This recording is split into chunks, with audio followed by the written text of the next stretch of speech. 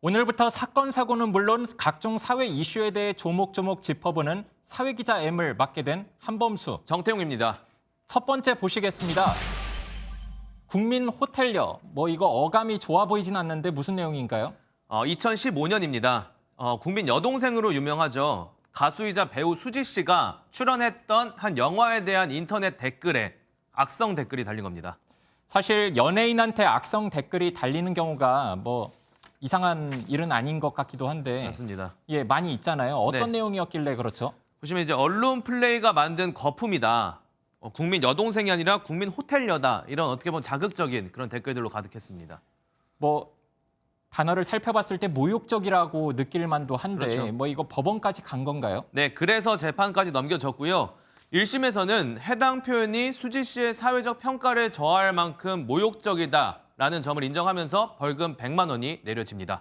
제 기억으로는 그 가수 아이유 씨도 악플러한테 시달려서 결국 악플러를 고소해서 벌금 300만 원 형이 내려졌다. 이런 기억이 있어요. 기억하시네요. 네. 비슷한 취지의 판결이라고 봐야겠죠. 비슷한 취지입니다. 예. 문제는요, 2심에서 표현의 자유를 보다 넓게 인정하면서 판결이 뒤집힌 건데요. 아무래도 연예인이다 보니까 일반인이랑은 다르다. 따라서 모욕죄의 성립 기준 역시 다르게 적용할 수밖에 없다는 취지로 무죄를 판결한 겁니다. 그러니까 1, 2심이 지금 정반대의 판결이 내려진 건데 대법원에서 최종적으로 가려졌나요? 네, 그래서 대법원은요, 국민 호텔녀와 같은 표현이 피해자를 성적 대상화하는 방법으로 비하하는 것이라며 결국 모욕이 맞다고 봤습니다. 그러면서 연예인이더라도 모욕죄를 적용시키지 않으려면 신중할 필요가 있다고도 덧붙였습니다. 대중성을 갖는 연예인에 대한 표현이라도 사적 사항과 관련된 표현이나 소수자에 대한 혐오 표현의 경우에는 표현의 자유가 보장되는 범위가 제한될 수 있다는 점을 지적했습니다. 네, 결국 연예인도 사생활과 관련해서는 하나의 개인으로서의 인격을 존중받아야 한다는 게 어떻게 보면 주요 취지라고 보시면 될 것 같습니다. 자, 곧바로 다음 넘어가겠습니다.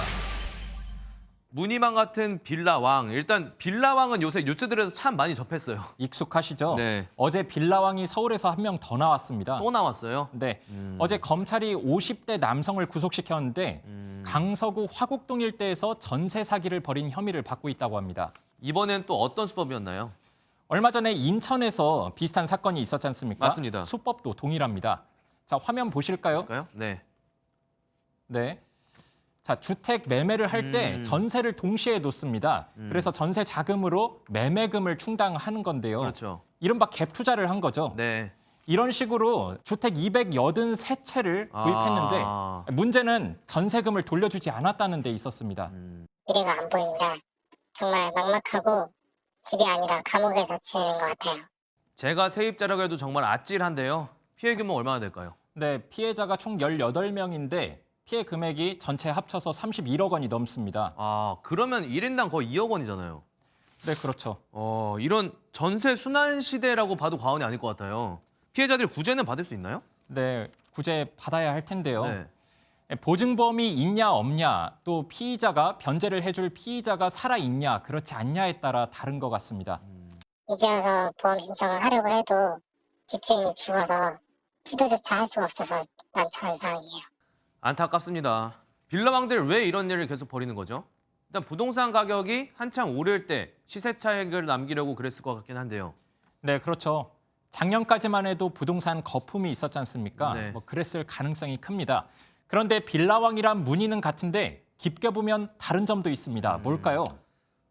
피의자들 신변의 차이가 있을 것 같긴 합니다. 화곡동 빌라왕은 지금 검찰에 잡힌 상태고 앞선 3명은 이미 사망했다는 점이 다르지 않나요? 네, 정말 중요한 키워드를 말씀해 주셨는데요. 네. 자, 이전에 숨진 3명은 바지 사장 정황이 있습니다. 대리인이 계약을 대신했다든지 이런 정황이 있는 거죠. 네. 그런데 이번에 구속된 화곡동 피의자는 본인이 주범일 가능성이 제기되고 있습니다. 이런 점에서 차이가 있는 거죠. 그렇군요. 사진 한 장 더 나옵니다. 인천 빌라왕 집에 쌓여있던 체납고지서인데요. 자, 어찌 보면 문의는 같지만 각기 다른 사연이 있는 빌라왕인 것 같습니다. 네, 오늘 여기까지 듣겠습니다. 저희는 다음 시간에 더 재미있고 알찬 이슈들로 찾아뵙겠습니다. 사회기자 M이었습니다. 안녕하세요. 김주하입니다. 공정하고 신속한 MBN 뉴스, 유튜브를 통해서도 만나보실 수 있습니다. 특히 더 많은 뉴스와 라이브를 보고 싶으시다면 오른쪽을 눌러서 구독하시면 됩니다. 어렵지 않죠? 빠르고 정확한 뉴스로 계속 찾아뵙겠습니다. MBN 뉴스를 시청해주신 여러분 고맙습니다.